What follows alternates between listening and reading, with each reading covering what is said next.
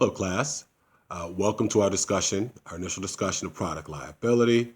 And as I indicated previously, product liability is an extension of our study of torts. And for those of you who've gotten this far, hopefully you have begun to respond to the how to construct a rule questions that are focused on intentional torts. That's intended to kind of help sharpen our toolbox, right? But now we're going to begin to talk about product liability, which is a very specific area of tort law. It's particularly important to business persons because makers, sellers, and lessors, manufacturers, wholesalers, retailers, they can be responsible for injuries that are caused by their products if the right conditions are met. So product liability as a definition. Product liability will attach to a merchant, right, who makes, sells, or leases defective goods which cause physical harm or property damage to a consumer, user, or bystander. With regard to makers include manufacturers, sellers include wholesalers and retailers, and lessors typically include those who are working at the retail level. All right, that's just a generalization, but it's just giving you a sense of the categories of people that are eligible for product liability. They are merchants of goods of the kind that cause injury, and their merchants are selling goods. It doesn't mean that all property sold by a merchant would be subject to product liability if it causes injury. It has to be goods, right, of the kind that they're in business to sell. Right. There are three primary theories, right, that we need to be concerned with as far as product liability is concerned. Right.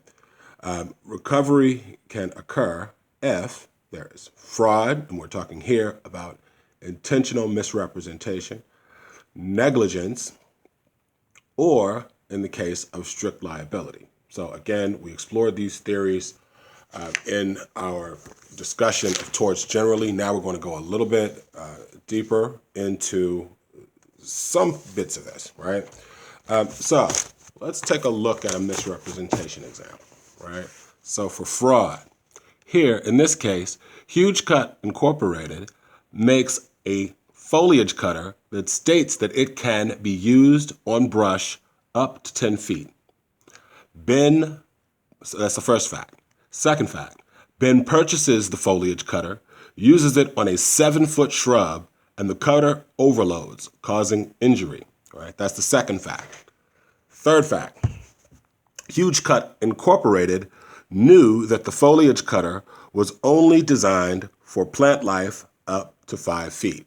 So here we have a case where defendant has, Huge Cut, assuming Huge Cut is going to end up being a defendant here, has made a misstatement, and that misstatement is inconsistent with Ben's use of the product.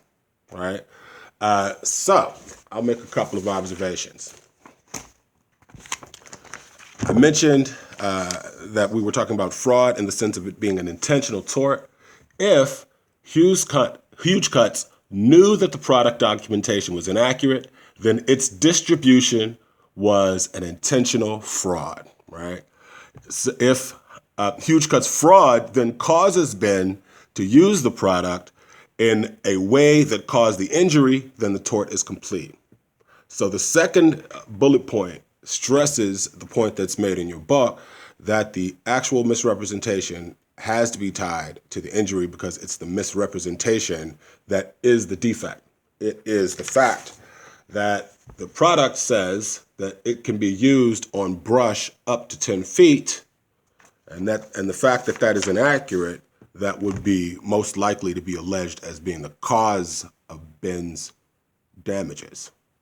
So if anyway, it's sort of like that's the thing that proves that the product, if in fact, is defective, which goes back to our generally applicable principle, right? A, the maker or seller or lessor has to be putting out defective goods, right?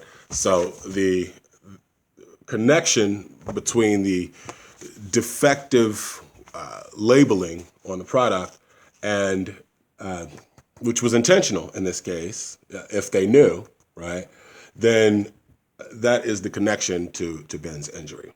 If, however, the misrepresentation was caused by, say, a printing mistake, then the case would be better served by looking at it under negligence theory. Why? Because there's no intention, right? No intent to actually make that false statement. So when we think about this, recall, and all of these flyers will be, slides will be available, these notes will be available. All general principles of negligence from the previous chapter still apply, right?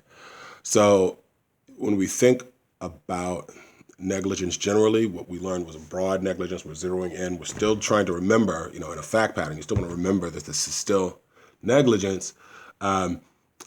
In our discussion here, we're going to look again at the definition. We're going to do that several times in this introductory portion. A merchant who makes, sells, or leases defective goods which cause physical harm or property damage to a consumer, end user, or bystander shall be liable for damages caused by use of the goods.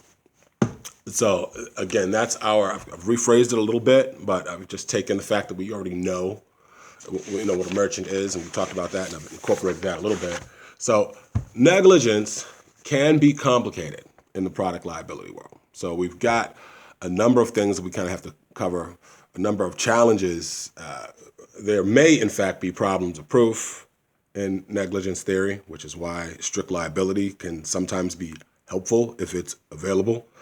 So we need to understand the elements of our generally applicable principle to properly get product liability theory. Again, our generally applicable principle is our rule. A merchant who makes, sells, or leases defective goods which cause physical harm or property damage to a consumer, end user, or bystander shall be liable for damages caused by use of the goods. All right? So then we go and look at that a little bit closer. Let's look at some parts of that definition so that we know what we're dealing with. All right? So a merchant, we know that a merchant is a maker, a seller, or lessor, right? So a manufacturer, wholesaler, retailer, some other type of business that sort of is involved in the stream of commerce with regard to that good, right? And it has to be a merchant of goods. These are products, tangible, movable, and fungible. And again, the sales or leases are involved. So this means any transaction within the stream of commerce regarding the goods, all right?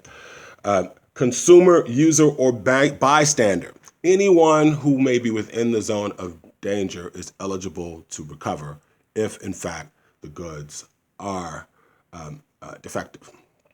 Product liability theory extends the range of negligence. And it extends the range of negligence in a very particular way, which we will talk about in our next segment, which is on McPherson versus Buick Motor Company. And I'll just explain this diagram then. All right. Until then, you can please respond to the prompt below in order to get credit for viewing this segment. And I'll see you next time. Thank you.